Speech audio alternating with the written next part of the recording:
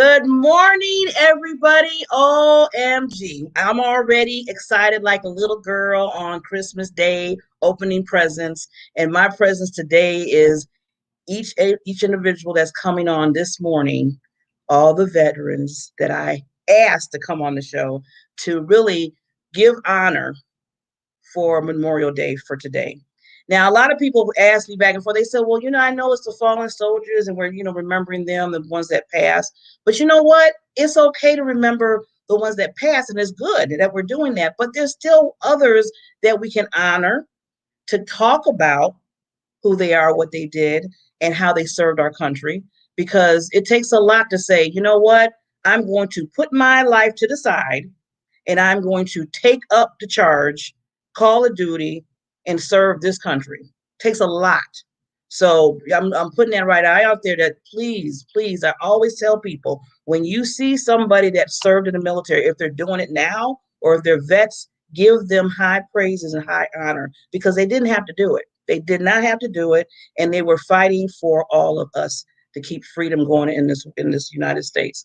So I'm gonna get off my soapbox because I want to give enough time for these veterans to really talk and give their story. Just have a conversation. We have some fun. We have representatives from the Army, the Air Force, the Marines. I was like, wow. The only place I missed was Navy. I was trying to get a Navy person, but but that's okay. I still have some more sessions. I will find me some Navy people too. I want to represent all aspects of, because really, even if they're separate, they've been the Army, the Navy, whatever. They all served our country, and that's what really is important. So let's start the show, and then we will get them on, and you get to meet these wonderful queens and kings, as I call them. Here we go.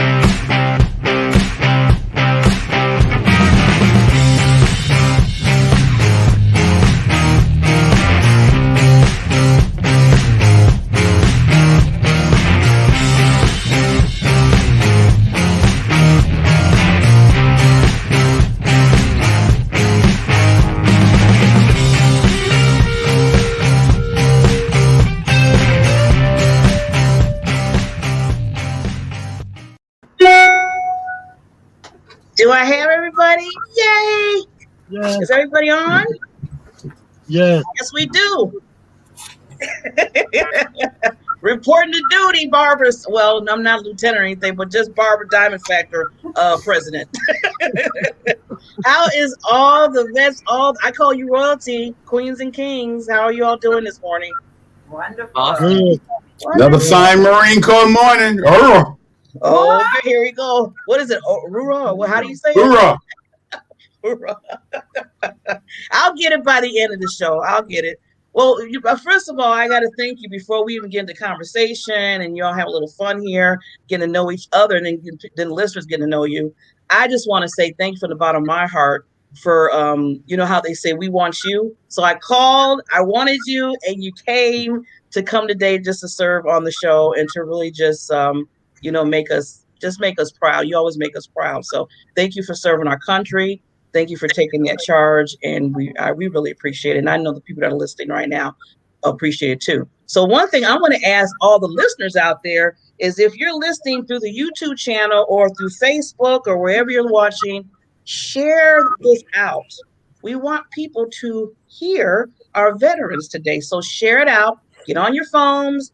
If you know how to do it, you just hit the share, and we'll share to your basically your Facebook page or wherever it's going to. So make sure you share that out. If you don't know where it's at, just go to Barbara Beckley on Facebook. You'll see us and smiling and everything, and you can share it. So I want to go around first, just before we start the discussions. Give your name and what part of the military that you served, and how many years did you serve? and then we'll get into more, get to know you a little bit better. So I want to start with Miss America Supermom. Good morning. Good morning. It's a blessing to be here. And I actually am a unique person because I'm the spouse of someone who served. My husband, 24 years, 8 months in the Army. He also was in the National Guard. So I'm happy to be here from a standpoint of seeing the other side of being a spouse and having a lot of children. A lot of children, like 15. Yeah, 15 children. Yeah. Wow, So, 24 years, your husband. Yeah. mhm. Wow. Awesome. He Okay. retired as a major. So, yeah. Ooh, that's Mhm. awesome. Okay. Mhm. We might have to have him on if he wants willing to come on. I'm still doing some shows, so we're gonna Okay. have him on. Okay. Yeah. So Miss Jean. Morning, everybody. Yes, I am Jean Turner, Lieutenant Colonel, retired Army Nurse Corps, served 25 years total, and super mom. I can relate because we were dual military. My husband's retired Sergeant Major. So thank you for your service, because without our families, it's hard to do what we've done. So thank you. Mm-hmm. I Awesome. appreciate it. Okay, now we'll get to some of the men here. Let's go to Mr. Harlan McMath. Hi. I served 6 years in the United States Army, communication attached to different types of units, and I got out as an E5. Okay, wonderful, wonderful, sir. Thank you for coming today. And Ms. Vaughn, can you hear me? Yes, good morning, everyone. I am Vaughn Griggs-Laws, and I served in the premier branch of all of our armed forces, the United States Air Force. Total 26 years active, and Air National Guard and the Texas State Guard. Thank you for having me. Thank you, comrades. Oh my God, this is wonderful. And Mr. Barry Mixon. My name is Barry Mixon. I am a United States Marine, which of course the whole world knows that is the ultimate fighting force in the world. But Ms. Vaughn can feel that, I understand that. I am a Marine Corps Naval. Actually, I served in. There's no more of me. I'm actually a Marine aviator. I used to be a navigator on C-130, so that was what I did for 14 years in the United States Marine Corps. Now, see, all these years of service. See, please clap your hand wherever you're sitting. Please clap your hands, raise your hands for these wonderful vets. Because, I mean, I don't know if I could have served 6 months. I'm just going to be honest. So I'm glad that you took that on. And I was here just rooting for you. I really was. So thank you so much again. So I want to get into, now that we all know how many years we served, I hear a little, I don't know who's that, but we'll fix that. So I'm going to ask that if you're not speaking, if you could put yourself on mute. There's a little feedback, and I just want to make sure people can hear you while you're talking. So I want to start with Ms. Vaughn, because I'm like, wow, she got a lot going on there. I always like to ask. I always like to hear the backstory of people, what they started and why. So if you can tell us, is it a few minutes of how you just said, you know what, I want to just, get in the military and just do my duty. What made you just say, I want to do this? Well, we had recruiters that came to our high school. Of course, most cities do, public school systems. And while my school colors were royal blue, so were the Air Force. And while the Marine and the Army, their uniforms were pristine, they didn't match in color. There was always the contrast of the blue, the red stripe, the black, the khaki green. And I thought, why are their colors so mismatched? But the brass was awesome. You guys up in the brass, but the colors, I wanted to stay streamlined with our royal. Second to that, I was in the color guard in my high school. I absolutely admire a marching band. Oh my goodness. I love bands, right? And so the recruiter told me that I could join the Air Force Band. And I thought I can wear the same color, the colors match, and then I can be in the band. Now that was a thought. It was something on the back burner. And my youngest brother had enlisted 18 months prior, and he was 82nd Airborne, go Army. He came home and I saw his U.S. Treasury check. I was working 2 jobs, and I said, he's younger than I am, and he has that many zeros behind it on that check. Oh yeah, I'm enlisting too.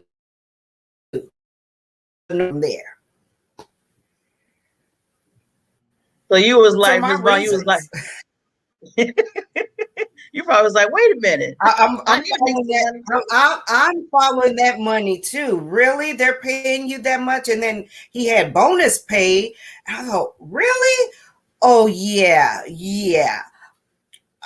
I'm going to follow that money. And those are my 2 reasons. Wow. And I would say leaving home. It was a great, it was also a great opportunity to leave home. Home life had gotten a bit tumultuous, and I knew that there was something better.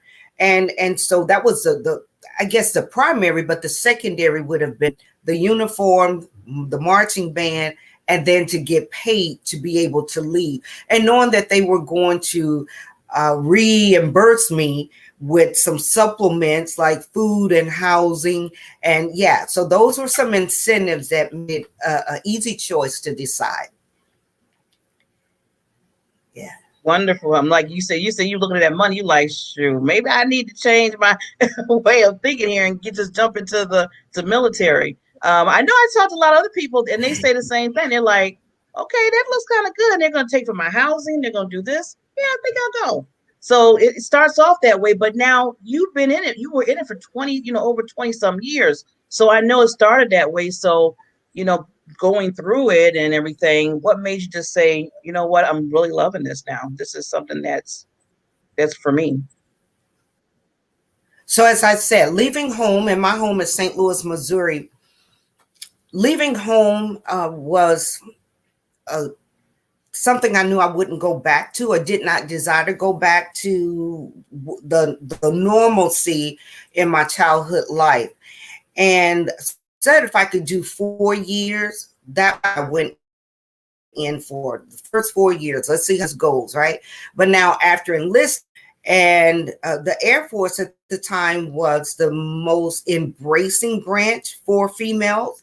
And so I start seeing how people lived life differently. I mean, meeting and learning different cultures, the diversities, the makeup of the forces. That was phenomenal to me. Wow, I'm meeting all these wonderful people. I get to travel. I get to experience so much. Well, the 4 years came and I had an opportunity to re-up or re-enlist.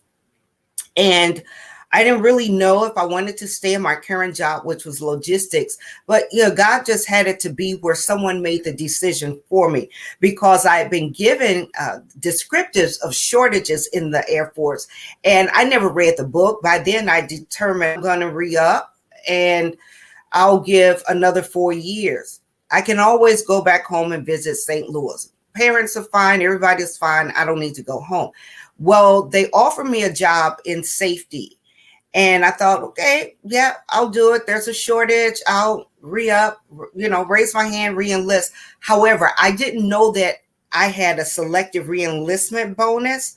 And let me tell you, when I saw that, and not only was it going to be an incentive on the front end, as long as I stayed in that career field, I would have supplemental bonuses on that anniversary day. And traveling overseas and abroad, it was perfect for me.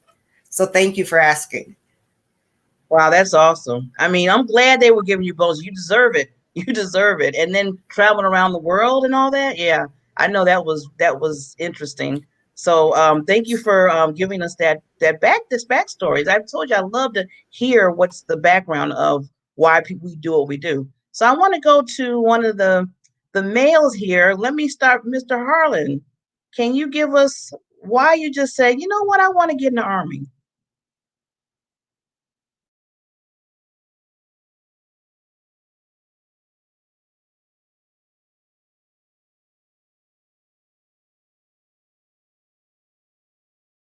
You hear me, Barbara? Can you hear me? Yeah, you're off mute now. All right. Um, as long as I can remember back to the age of 8, I wanted to go in the Army. My dad served, all my uncles served.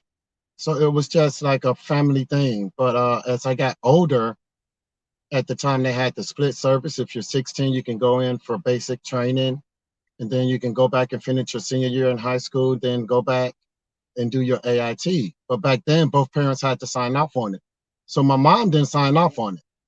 So when I turned 18 and I graduated, I went and took the test. I passed the test. So I did delayed entry. So I went back home and I told my mom I'll be going to the service in May. She said, "What do you mean?" I said, "I passed the test. I signed up. I took delayed entry. So after this holiday season, I'm gone." So I'm from a large family, and my big brother was like, "Oh, you're not going. You're not going anywhere." I said, "Why?" He said, "Because I took the test 3 times and I didn't make it." I said, "But you're you and I'm me." So on May 5th, all my siblings was at the house and they pulled up in the van. And my mom was like, "It's a military guy coming on the porch." I said, "Oh, that's my ride, so I can go ahead and go and start serving my country." She said, "Oh."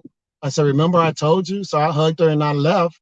And my first 2 years, I did not go back home because I'm from Chicago and it's a great city. But as she said earlier, I was just tired of the same routine, working, coming home, and it was like no adventure. So I'm glad that I went, and I'll do it again if I had to. Awesome. I like how you proved everybody like hey, I took the test, I passed. Bye. That was a motivation right there. So thank you for being, you were really persistent on doing what you had to do and you did it. So thanks for the backstory on that. So let's go to Miss Jean. Well, mine is probably the opposite of everybody else's. I was a spouse, a military spouse, before I actually went on and joined the military. And I actually joined 8 years after I became a nurse back in 1987. And the reason I joined was because, number one, I wanted to pay off student loans from college. I'm going to be real, okay? But also, um, in 1995, I had already been a nurse for 8 years, and I was kind of bored with nursing. And I'm gonna be honest, out here in the civilian world, I wanted to take it up a notch and do something different. And what better way to take it up a notch, right? My nursing career up a notch than to join the military. And so my dad was former Navy. You know, I have family members who served in the Army. My husband was still in the Army at the time. And so I was like, well, I know Army life, let me go in the Army, pay off these student loans and do something different with my nursing career. And, wanting to do something different is when I joined. And originally, when I first entered in service, I went in as an E4 because even though I was a licensed practical nurse in the Army and in the AMED, Army Medical Department, in order to go in as an officer, you have to have at least a bachelor's degree. That's if you go on active duty. Now, reserves, you can be, an officer at the associate's level. So I went in E4 because they already gave me, that rank because I'd already been a nurse for those 8 years, went to basic training, did not have to go to AIT because I already was MOS qualified. And then once I finished my baccalaureate degree, because I was almost finished my baccalaureate degree, I was able to apply for the commission and end up commissioning. But it all started because I wanted to pay off student loans and do something different with my nursing because I was no longer challenged out here in the civilian world. And then, of course, being dual military for a couple of years after that, because again, my husband's a retired sergeant major. It had its challenges, but I wouldn't take it back, and I wouldn't trade it and you get just caught up in the lifestyle. I didn't mean to go in and do all those years. I only meant to do initial term. But for me, I just got so caught up in the lifestyle, the traveling, the meeting different people, and my nursing career, making the next rank and the next position. I just think the Army just offered me way more opportunities as a nurse, that I can ever ask for, and the different positions and ability to move from the bedside to the executive roles and these different things. So that's my story, and I'm sticking to it. I like that. I love how, you took, like you just said, you just being vulnerable, say, hey, I did student loans. Believe me, I should have did the same thing. But eventually, after you say you got into it, you're like, wow, these are some opportunities for me. I'm helping the country. I'm helping myself, my family. And yours is a little different. Like you said, you did it. Your husband was doing it first, and then you decided. So sometimes it's either, you both kind of go in the same, or, so that is different how you say, you know what, I think I want to do this too. So he gave you a good example to sign up. So let's hear from Mr. Barry, your backstory. Good morning. My backstory actually started from when I was 3 years old, because May of 1963 was when Gomer Pyle USMC came out. And I'm old enough, we're all of kind of the same age.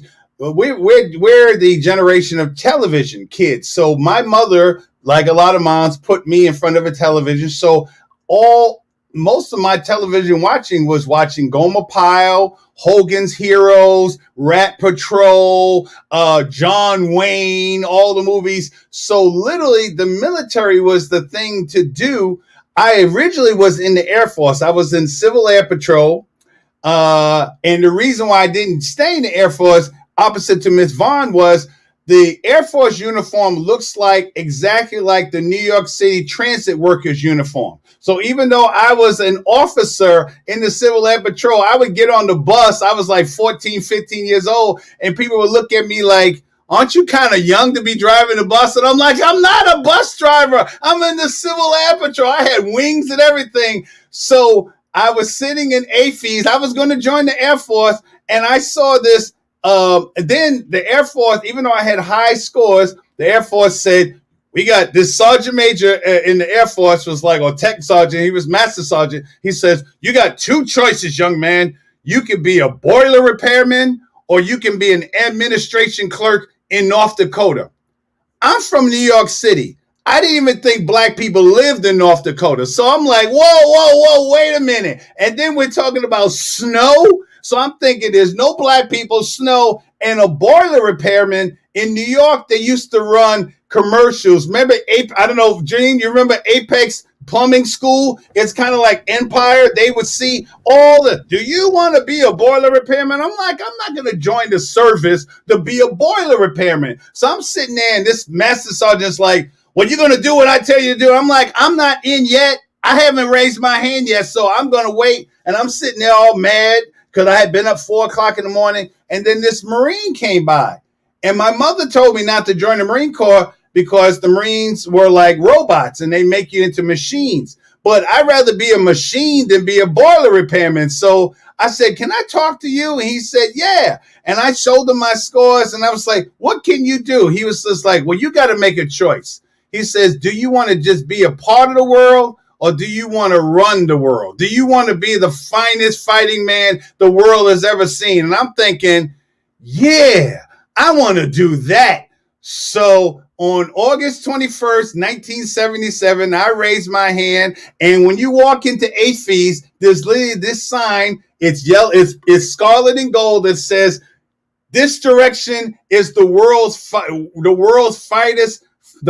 finest fighting organization. And I joined the United States Marine Corps, which is also called Uncle Sam's Misguided Children. And and I went to Marine Corps boot camp, Parris Island. Parris Island is like the land that time forgot.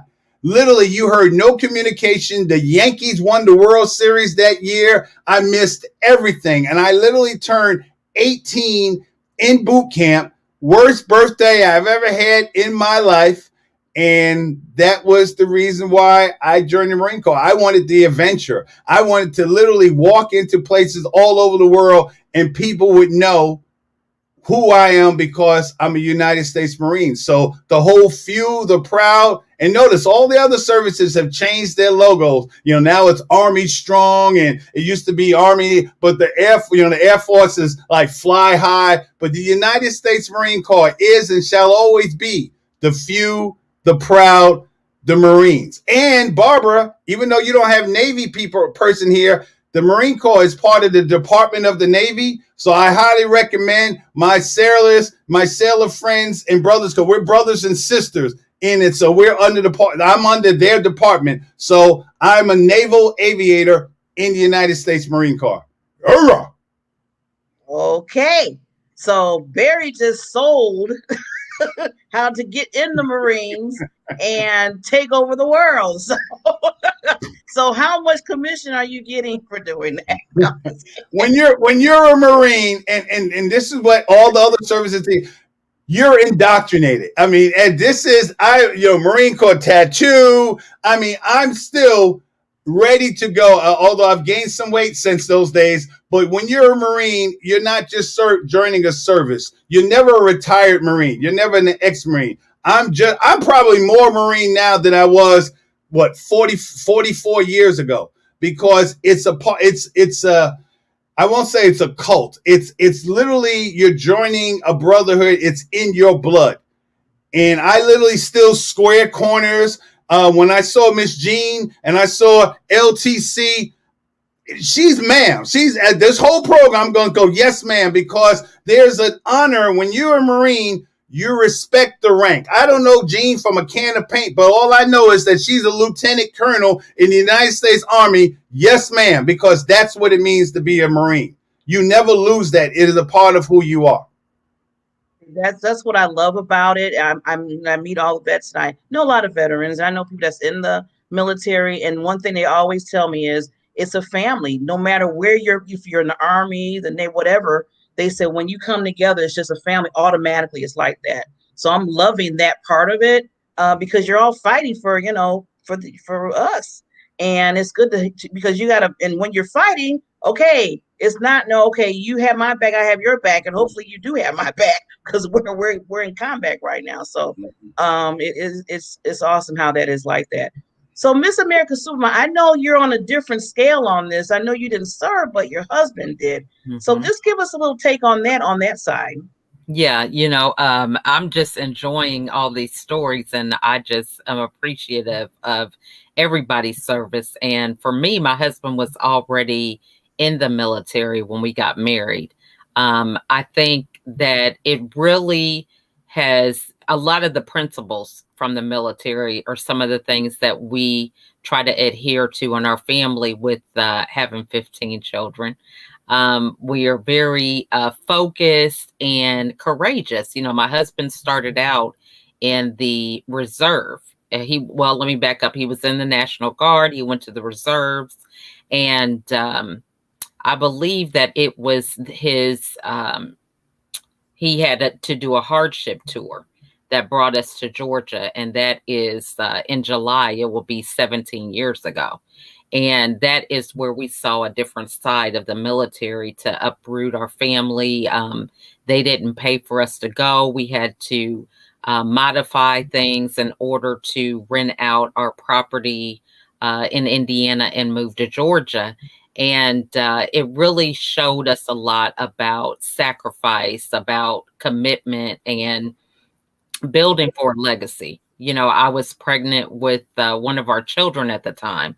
And so they thought, hardship, he'll just go for a year. And I thought, hey, this is not happening, not with me and the number of children that I had at the time.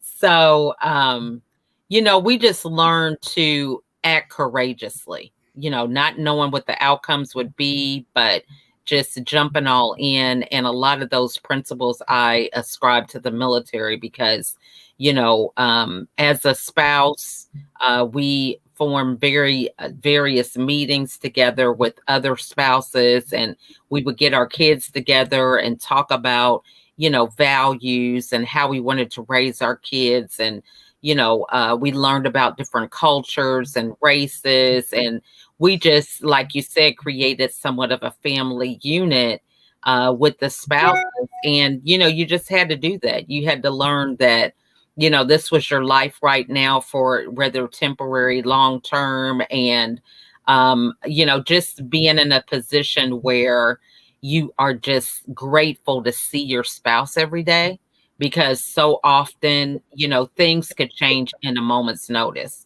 They have to go to this mission or that mission and just leave in like 48 hours and all this kind of stuff, that you're never really prepared for. But it is really connecting with people with the same values that help you get through it mentally, and being able to be there for your children and hold the fort down, so to speak, while they're away. So. Yeah, because you were serving too. So yeah, I have to give you honor for that. Yeah, as a military wife, you were serving, and you have your children. But it's nice that between you and your husband and you showed, and you're just a representative of, like you said, courage, leadership, and just honoring. So thank you for your service of what you've done, and you're still doing with your children. It is something that a lot of times we can sometimes take it for granted. And, that's really a part of my brand, is the quest for the American dream and being able to define it on my own terms. I'm proud to be an American. That's the only thing I know. And we have our problems in this country and so many things that have happened over the course of the years, but I only can speak from what I choose to see. I choose to see the good. And I love to continue to remind people of that. And so I think that light that we shine can continue to be light for those that may be in darkness. Awesome. Well, you're all a light, and I see it all the time, what you're doing when you were in, and now that you're out, you're all doing some wonderful things. So thank you for being that light for us. Now, before we go on, we're going to ask another question for our wonderful, wonderful vets. We have to make sure that we honor our sponsors now. So we'll be right back.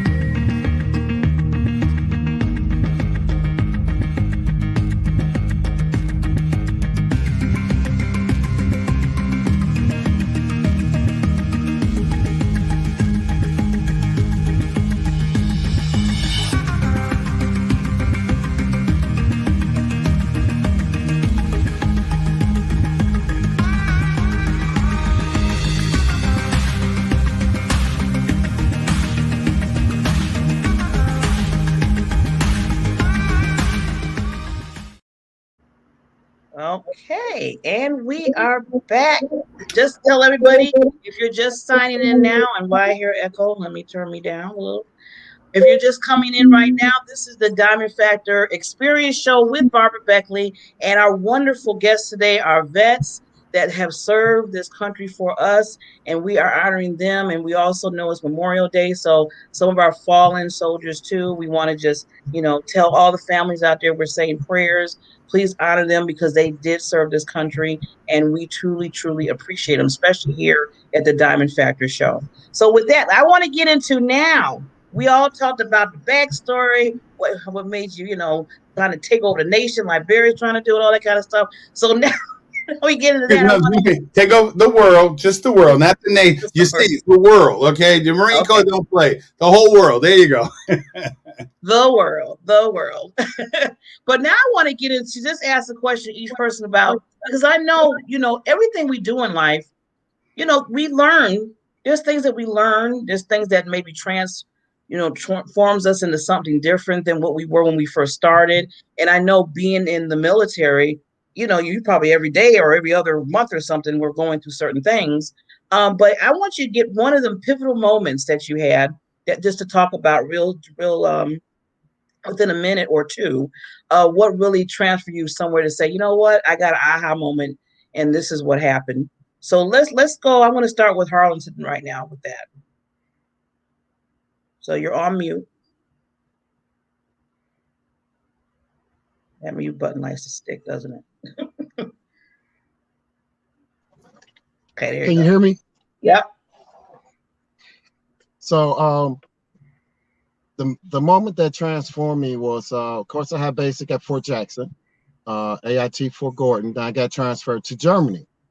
So when I got to Germany, I was in communication. That's what I signed up for. But me being 6'5", the MPs over there at the time were short. So they needed someone who can be a present, man the gate, and do their job. So, of course, when you get to Germany, you have to take the German driver's test. And they have, I think it's 136 road signs. You can only miss 3, and I have 146 questions. You can only miss 2. I missed 1 on the road sign and 1 on the questions. And the MPs administrate the test. So they went and talked to my captain and said, well, we need to use him as a fill-in. That's how I got my taste of law enforcement. My first taste of working law enforcement was when I was in the Army stationed in Germany, and I cross-trained to be an MP. Never went to school for it, but they trained me on the job training, and I found out, well, hey, you can do more than one thing and still serve your country and still be proud of what you're doing. Even though you signed up for one, you can do another. So everywhere I went and everywhere I was stationed, I always got pulled to work with the MPs. And I guess because it was in my record that, oh, we need a guy, well, we can pull this guy. He knows what he's doing. He's been trained. And then I remember when I got stationed at Fort Bragg, I had a staff sergeant. When I got to Fort Bragg, I was an E4. He said, I've never been abroad, but every time someone comes from overseas, y'all know a lot. I said, that's good. I said, because then we make your job easier. You can tell us to complete a mission and we'll find a way to get it done. And that's what the military is about. We get a mission. We don't know all the specs, but we find a way to get it done to keep America safe. And that was a turning point in my life in the military. Awesome, awesome. Loving that, loving it. 146. Ooh, I just was thinking about that. But good that you took it on. That's a good transformation for you. So I want to go to Miss Jean. What's something that was a pivot moment for you? I want to say my pivot moments were my deployments. The first one in 2005 when Katrina happened, and I was a part of Joint Task Force Katrina. And actually, not that I'm a diva, and not that I'm so much of a girly girl, but when I went to New Orleans in that with that Joint Task Force, and to see the devastation, to actually have to not have water, have to bathe with bottled water, brush your teeth with bottled water, those type of things. And then 4 months later, guess what? I was on my way to Iraq, and just living in these austere environments, it really, really, really makes you appreciate how blessed we are here in the United States, and you don't take anything for granted. And so I have to say, those were my transition, very pivotal moments for me that really, really changed my perspective and my mindset, but also really made me realize this is what I signed up to do, to help others, to care for others. And so, yeah, I have to say that was it. It's just when you mentioned about the bottled water, like I gotta use this for everything. I would have. It's just thinking about that. It's not about you. And I think with all of you, you probably say, you know what, we couldn't think of ourselves. We had to think of the others of what we're doing. So if I had to for 2 days and deal with this type of situation, I'm going to deal with it. So that's taking it to a whole nother level. So I really admire each person that does that, because I know, some people be like, I'm going home. I was like, no, you can't go home. You got to deal with this. So let's go to Miss Vaughn. What was your pivotal moment, lady?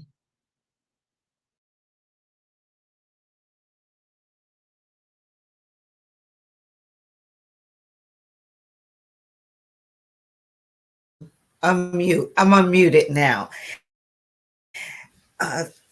Being stationed at the Air Force Academy, or still is, the prestigious assignment.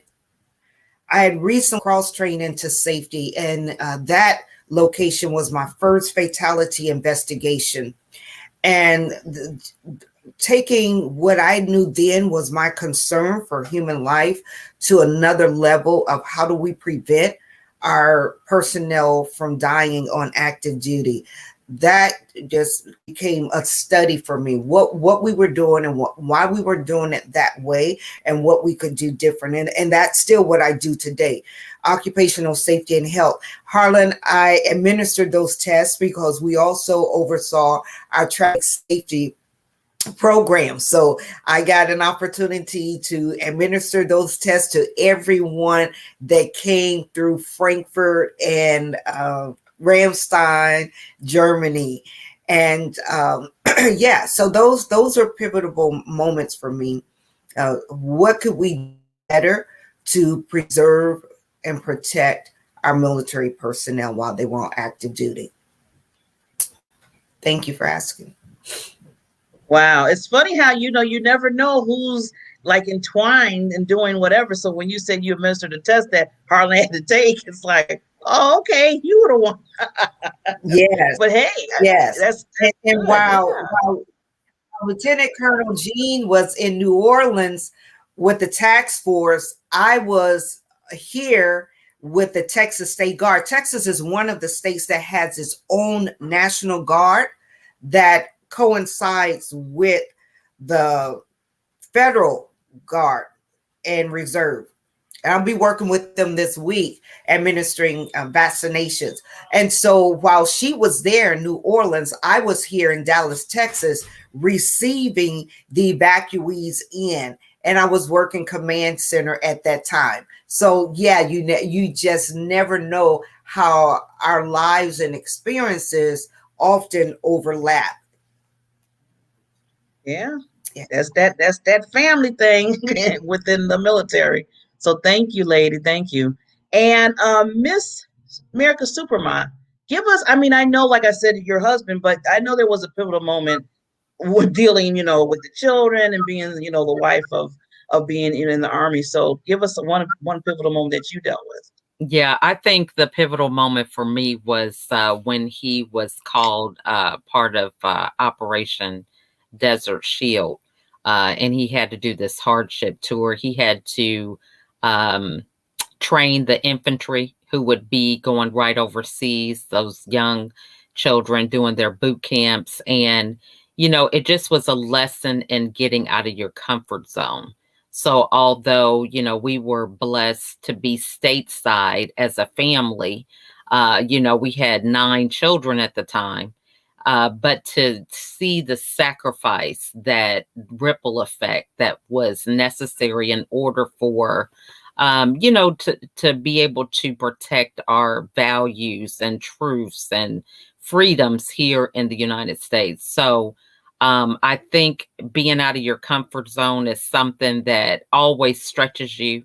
It challenges you to be the best version of yourself. And that lesson is something that I work to do on a regular basis. And even with my children, I mean, that preparation definitely prepared us from dealing with this pandemic, for example.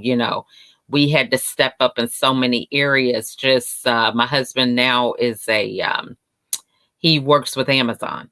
And so he is one of the site leads in the warehouses with shipping. And so work never stopped for him during the pandemic. If anything, it was increased. And at some point during that time, he had to work out of state. But I think it just really is an example and a testament to our family, the importance of legacy building, for doing something today that's going to create an impact for tomorrow. And courage, you have to think more about what you're doing than what happens if you don't do it. Right.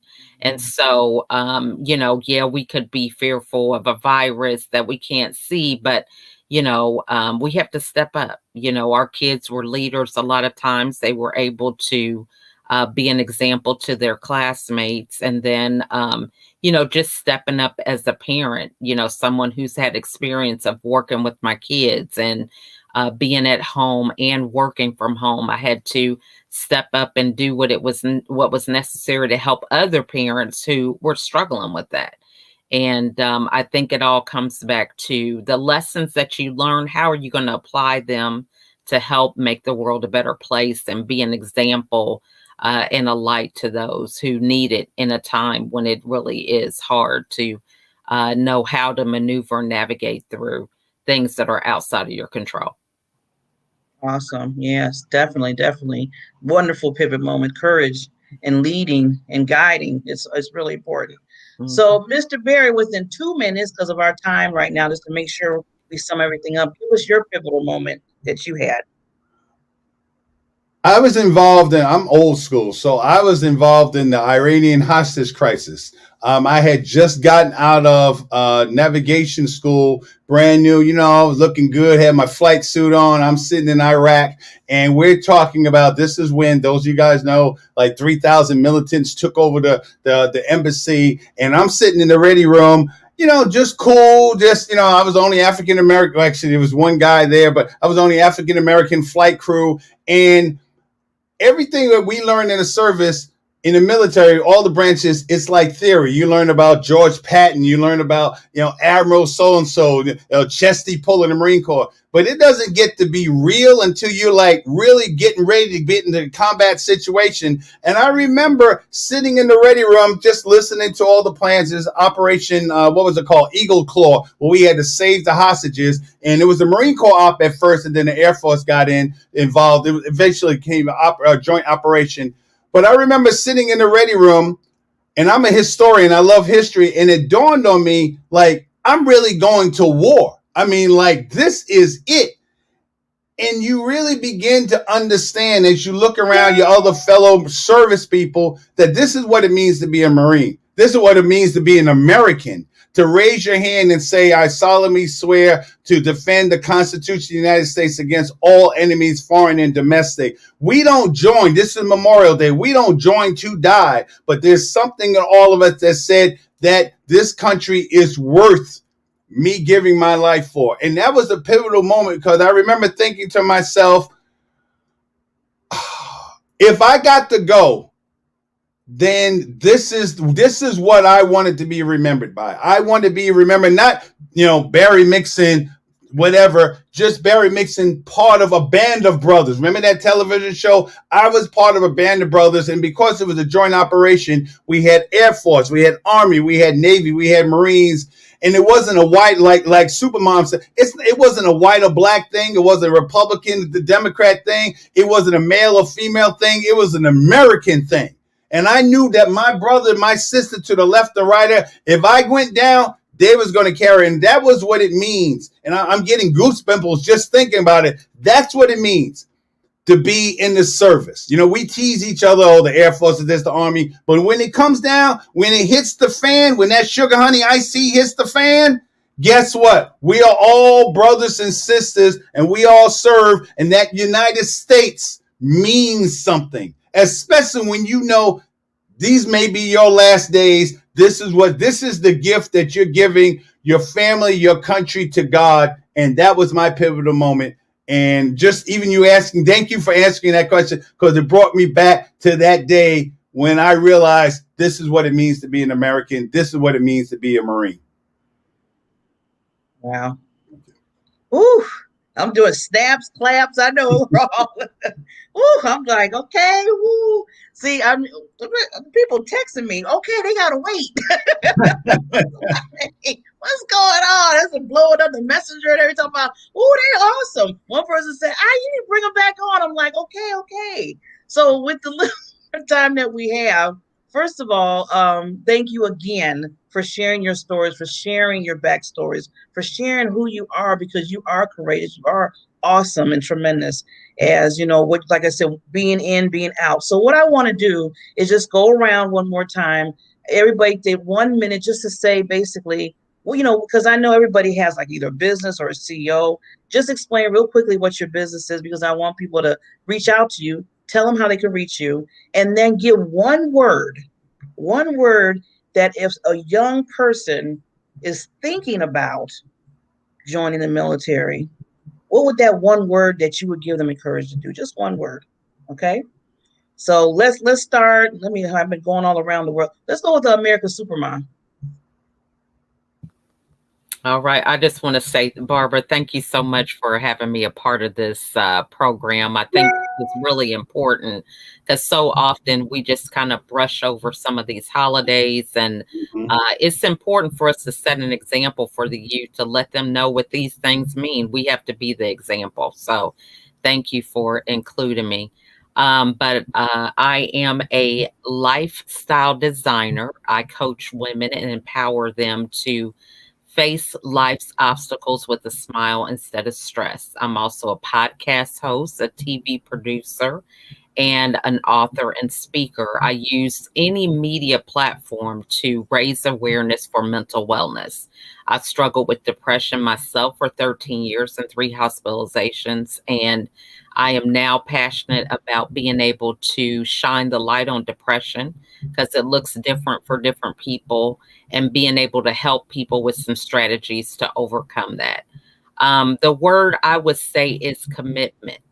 You have to think about how committed you are to things, right? If you're committed, you're going to have an attitude that nothing's going to stop you, that you're going to keep on no matter what. There is no plan B, C, D, F, Z, whatever. You are just going to stick with it until something happens. And so often we're interested in stuff. We do it, and then when adversity comes, then we leave that and go on to the next thing. But when we're committed, we have to think about, what legacy do I want to leave as a result of me being committed to this? And this is important with family, with business, with relationships, just with yourself. How committed are you to learning? How committed are you to being an example for other people? How committed are you to being a mother, to being a husband? All these different things. So commitment is the word that I would leave everyone with. I am available on all social media platforms. You can just Google me if you need to. America Supermom, mother of 15. And again, blessed and honored to be here today. Thank you, America Supermom. Okay, so I'm going to next. I'm going to go to Harlan real quickly in 1 minute. Tell what you do now, how they can contact you, and one word that you would give a young person if they were thinking about joining the military.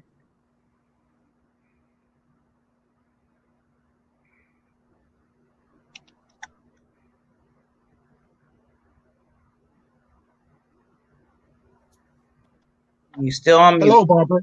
Here we go. All right, I'm not on mute now. The one word I would use is, it's actually a small statement. Be your best. Quick story. My son works for T-Mobile. He's up in upper management. But everywhere he goes, he says, Dad, everywhere I go, somebody knows you. They speak highly of you. I said, that's because I do my best wherever I go. So wherever I do, a community actives, a watchman for my church, serving veterans food, or just helping someone across the street, I do my best. And as Barry said, it's something that is instilled in us from the military to do your best, because without your best, then you're doing nothing. And I'm passionate about law enforcement. I'm passionate about us as a people in a race of all nations and nationalities to keep the laws that is restored upon us as American citizens. So I do what we call a specialist in law 2 Mondays out of the month with Diamond Factor. And I've been looking up states that's been trying to change the voting laws to hurt others. And I'm going to keep pursuing it until people wake up and realize you have to do your best and pay attention on local, federal, and state so you can stay free and stay the America that we all love. So my closing statement would be, do your best whenever you do for others. Okay, do your best. Now. How can they, if they want somebody want to contact you? Instagram, sharpdress1, sharpdress the number one, or on Facebook, which is HGMCMATH23 Okay. or you can just look me up on Facebook. Okay. Thank you so much, sir. And now we're going to go to Miss Jean. Thank you so much, Barbara, for this opportunity. I am a registered nurse, holistic health nurse coach, meaning that I will help you take your health to the next level. I specialize in workshops, seminars, one-on-one coaching sessions. I'm also an international speaker and an author. I have written self-care books on health and well-being, specializing in cancer care, heart disease, and diabetes, and my preventive program for those of us fit over 50 years young and beyond. If you want to maintain a state of health and well-being as we mature, I don't like to say the word as we mature. So you can hit your girl up at www.spiritofawarrior.life. And the one word that I would like to emphasize is professionalism. I'll never forget the time my husband came home from work so mad because one of his colleagues at the school he teaches J-Roxy at, said to him, our people that go in the military because they don't have nothing else they can do. Well, the devil is 5 lies. The military is a band of professionals. And when you decide to join, if you decide to join, I don't care what branch it is, you better come in the utmost professionalism. And so that's the word I want to lead. We are an organization full of well-educated professionals, regardless of the MOS, regardless of the AOC. And I just felt I had to say that because that is one of my pet peeves. So thank you so much. Woo! I'm loving it. I'm loving it. You go, Jean. Yes. Now let's go to Miss Vaughn. Yes, I support all of your one words. Absolutely. And so what am I doing now? My for-profit is Griggs Safety and Health. So I continue to work in that vein of risk management to prevent fatalities, injuries, and property damages in the workplace and get employees back home to their families or their destinations safe. And I also write policies and procedures for smaller companies that don't have a clue as what their compliance absolutely needs to be. And I'm releasing my solo book for safety and health in the workplace for millennials and beyond. And that should be released prayerfully in the month of June. We're looking for that.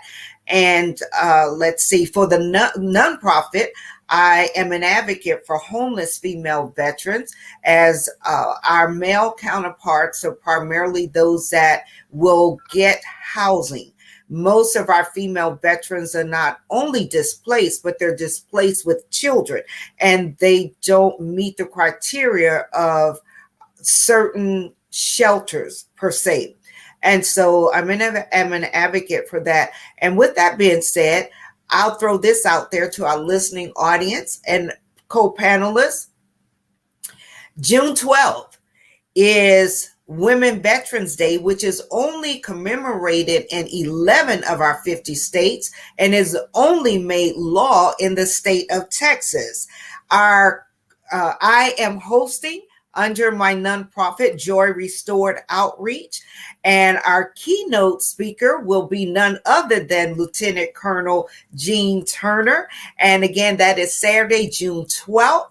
And we're holding live in Biloxi, Mississippi, and we will also have virtual attendance. You can find it on Eventbrite under Joy Restored Outreach, or you can use the tagline Women Veterans Day. And again, my word would be absolutely join. Not only for the opportunity to expand knowledge, discipline, character, the professionalism to even enlisting and enrolling in school.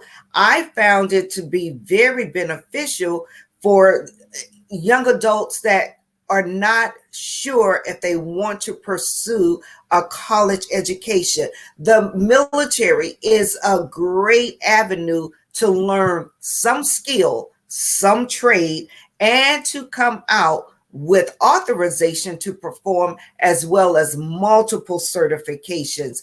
And it's not at an additional cost, so you don't have those student loans. So my word would be, if you're considering joining, absolutely go Air Force. I love it. Boy, this show should have been an hour and a half. So many good things. Okay, Mr. Berry, I need you to give me your, what you do and that one word and how they can contact you. At least give me 2 minutes for that. Okay. All right. Great. I am a gemological storyteller. Basically, my training is I take the concepts, the techniques, the art, science, history, and magic of gemstones and precious metals, and I apply it to people.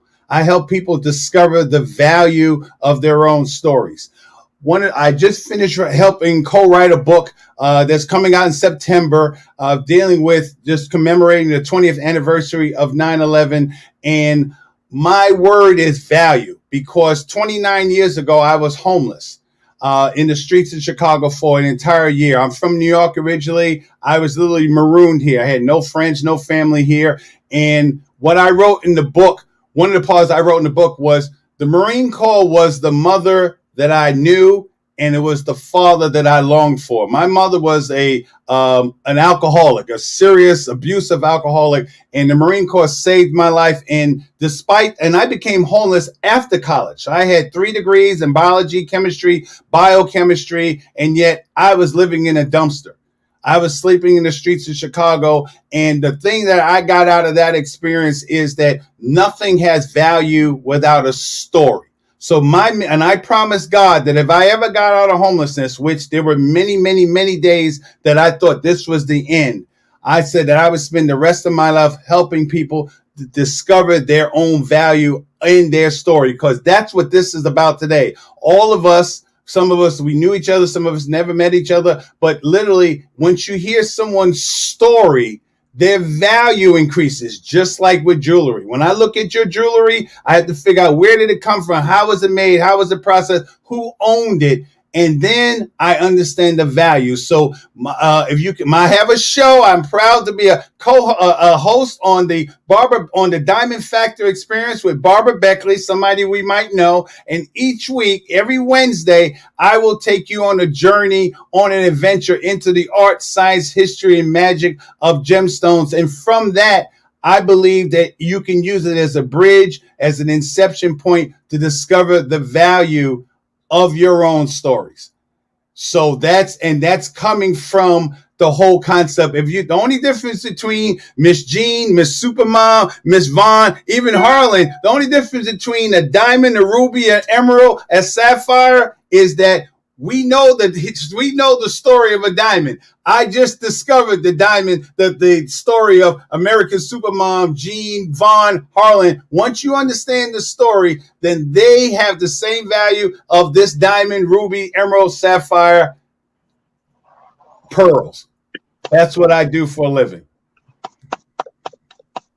And you can reach me. My name is Barry B. Mixon. You can reach me on all platforms. I am the Gem Hunter. So, in fact, I am the only professionally trained African-American gemologist pretty much in the United States of America. Awesome. Okay. Awesome. Okay. So we have it. We had our wonderful vets come on today.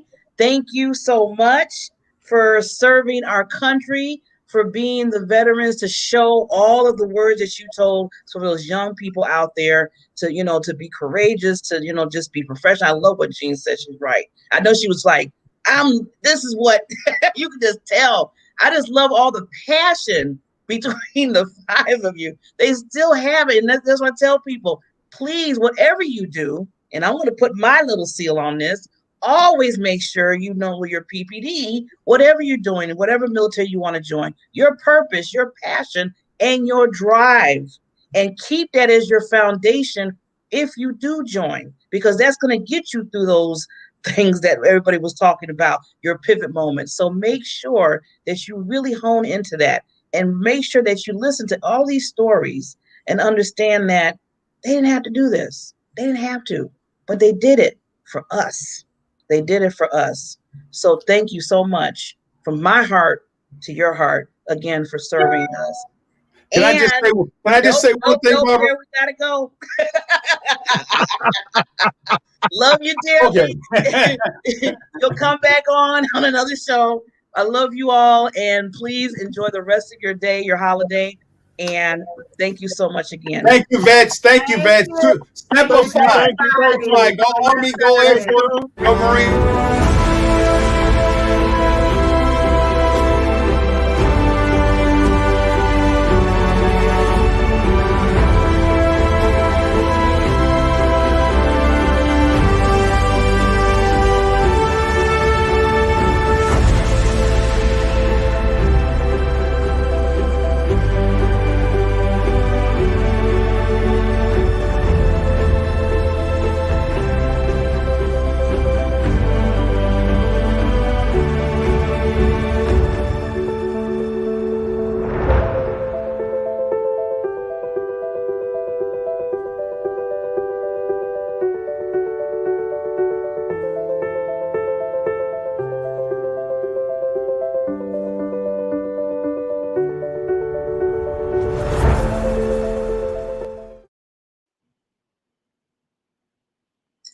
Well, I just have to say,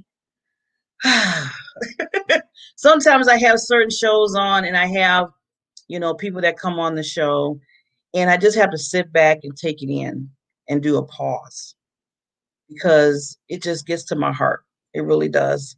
And I really, it was put on my heart to do this for today, and to do a few other shows that I'm going to have on Fridays to really honor the veterans, because I know we couldn't talk about, there was a lot of things I want to talk about, but in an hour's time, I had to pull certain questions to really make sure that you understood these wonderful royalty, I call them royalty, that served our country. But one thing I want to remind everybody is they serve our country, and after that, they have to come and be civilians again. They're vets, and they have to, like you heard, each and every one of them has their business, they're doing their thing. But you have some vets that are, either hurt, they're not getting what they need to get, as far as just the benefits and everything else. So I just want to really just put out there that that's why I said to honor them, because sometimes they come back here and they're not getting everything they're supposed to get. And so please, please make sure that when you know somebody that's a vet, just tell them thank you. Thank you so much. Thank you for taking on your life to say, I want to make sure that I serve this country. And then, you know what? Maybe even give them, say, hey, take them get a meal, or, maybe give them a little gift, whatever it is, whatever comes to your heart, because they served this country for us. And I keep saying they didn't have to do that. So I always want to leave something to think about besides what I just said. I want to thank each vet again for coming on. And also, I always use this. This is something that I put a lot.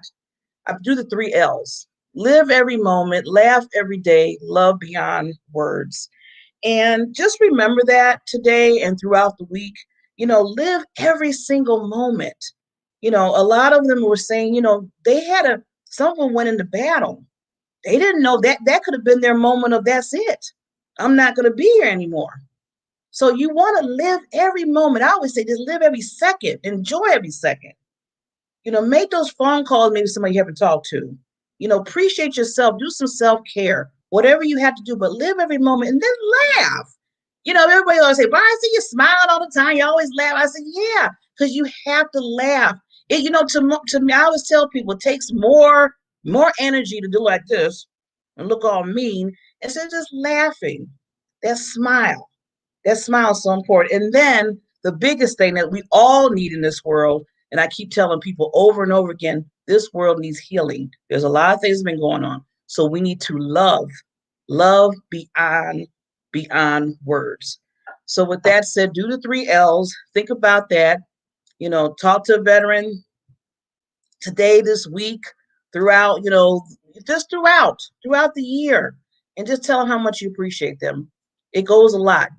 Something little can go a long way with people.